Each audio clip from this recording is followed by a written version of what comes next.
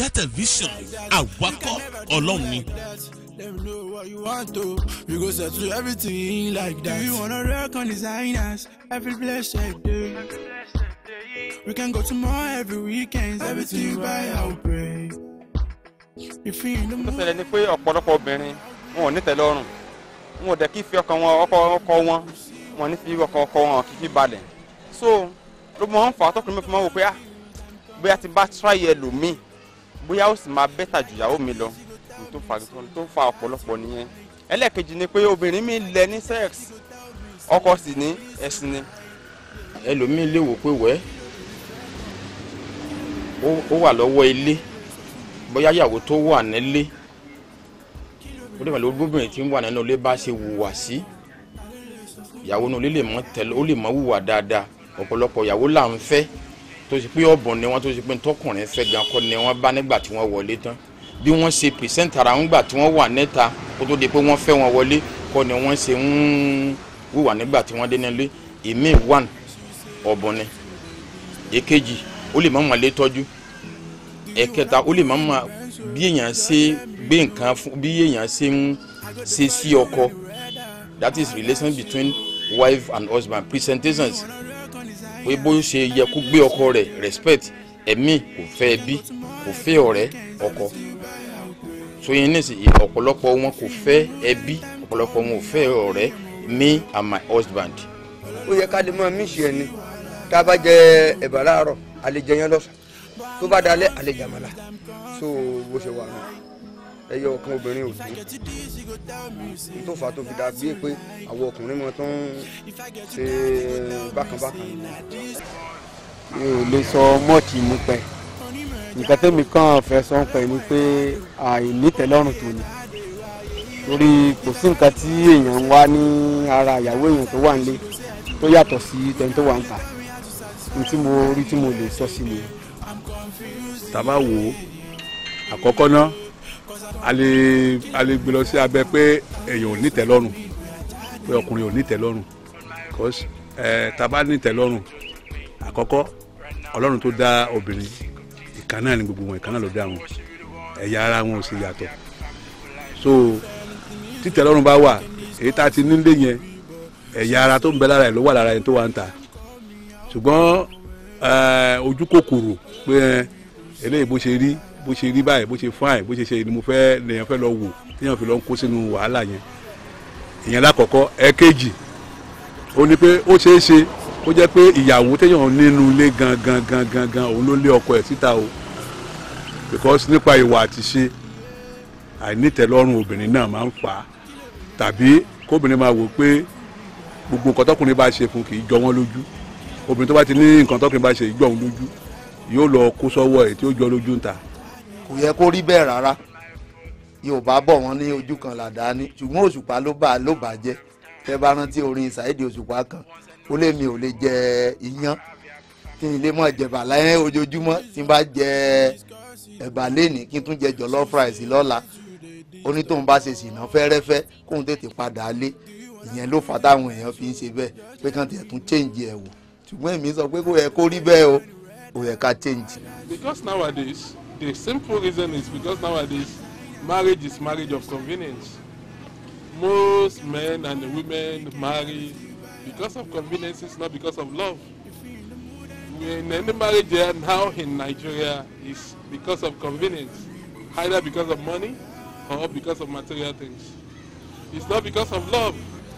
Oríṣiríṣi nǹkan ló ń lé ọkùnrin jáde lótìtọ́ ọkùnrin ní ojú kòkòrò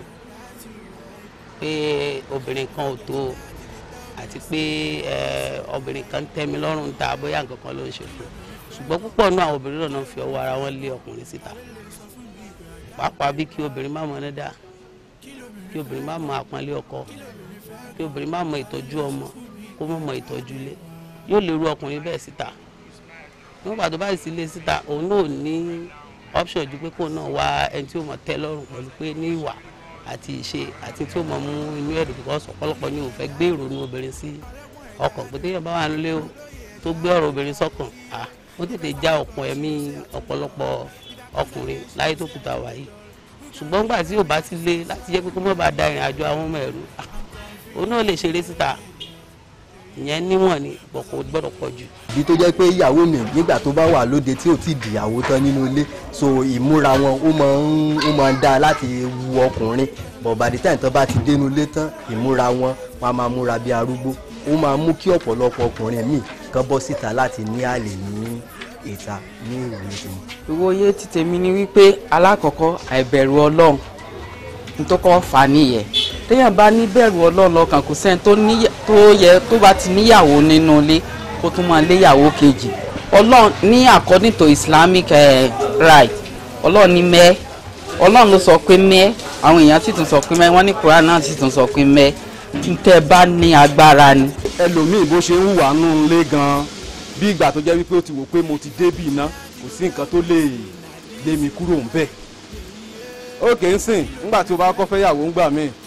a bá fẹ́ gbóúnjẹ fún ẹ á kúnlẹ̀ á ṣe gbogbo ẹ̀ ìyẹ́sí yẹn á pọ̀ o fẹ́ wẹ̀ gan ó ti gbómi sí bọ̀ tó bá tó stage kan wàá kàn rí pé gbogbo nǹkan yẹn kò wáyé mọ́ o ti ń wò pé kíní yẹn ti ń ìfẹ́ yẹn o ti ń wò pé mo ti bímọ ọmọ ẹlòmíì máa ń sọ wípé ọmọ ni ọkọ òun ẹ̀rì sàn pé nígbà tóun ti bímọ yẹn pé ọmọ ni ọkọ òun irọ́ dẹ̀ ni kò possible ṣé pé ọmọ la kọ́kọ́ mọ̀ ká tó mọ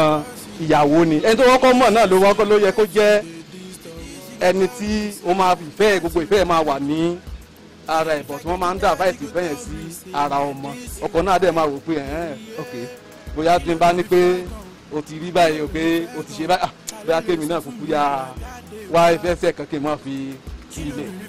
ẹ̀rọ̀dìsán bọ̀tìgbà tí nǹkan yẹn bá wá ṣẹlẹ̀ tán làwọn gan tó wà wò pé bámọ̀ kí n má ṣe báyìí yóò wá dàbámọ̀ sí wọn lọ́rùn àdìrẹ́ tí ọkùnrin bá dẹ̀ lè jáde àti fọ ọkùnrin wọlé kò rọrùn tó bá fi lè jáde. alákọ̀ọ́kọ́ náà tóbìnrin bá wà nọlé tí ò bá mara mú ọkọ owó ta ẹ̀kejì tí ò bá mọ́ná dá ọkọ owó ta ẹ̀kẹta tí ò bá wà mèrè ṣe lórí bẹ́ẹ̀dì ọkọ tún wo ìta nítorí kíni obìnrin nídìí kí a fún ní àtẹ̀kànlẹ̀ dáadáa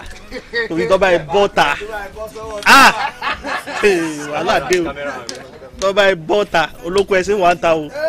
tó bá sì ti lè lọ kò sọ̀rọ̀ mọ́nu nǹkan mẹ́ta tí a lè sọ lórí ẹnu. n tó fà á tí ọ̀pọ̀lọpọ̀ ọkùnrin tó níyàwó ní tó tún máa ń wò ta àwọn míì likeness pé mo like ẹni yìí ẹlòmíì dẹ̀ ní ṣìnà ó ń bẹ lára ẹ̀ dìmọ̀ tí àwọn obìnrin wa táwọn náà fi ń pákéjì ara wọn nowadays ó máa ń mú kí ọkùnrin orí wọn kó má lè mójú kúrò ń bẹ. láti pìlẹ̀ ayé gan mo fẹ́ ká mọ̀ láti ìṣẹ̀dá pé ọ̀rọ̀ ọkùnrin àtobìnrin ó dàbí nǹkan tó ṣe pé jẹ́ kí n lò báyìí pé bí ọkùnrin bá ti róbìnrin kò sọ́jọ́ orí mu bó ṣe lè wù kó dàgbà tó mo fẹ́ kó yé wa pé bí Ọlọ́run ṣe dá ènìyàn bọ́lọ́run ṣe àbùdá bí Ọlọ́run ṣe dá ọkùnrin ni láti ṣe pé bó bá níyàwó àǹfààní wà nílànà tí mùsùlùmí láti fẹ́ mi ṣùgbọ́n lóde òní mo ṣàkíyèsí pé bàgbàbàgbà bá wà náà a ṣàwò pé jẹ́ kí n gbọ́ ọmọ kékeré kan sẹ́gbẹ̀ẹ́ mo wò pé ó jẹ́ pé tí ènìyàn bá ṣiṣẹ́ tó fẹ́ relax ó ṣeé ṣe kó ní ẹnìkan lẹ́gbẹ̀ẹ́ láti jọ jókòó láti jọ ṣeré lẹ́yìn iṣẹ́ ìdè lẹ́yìn iṣẹ́ òòjọ́ láti fi pé òun relax àbí bóun náà ṣe ń pè ní relaxation sa. kí lóbìnrin fẹ́ gan o kí lóbìnrin fẹ́ gan o ta ló lè sọ fún mi pé àjáde wá.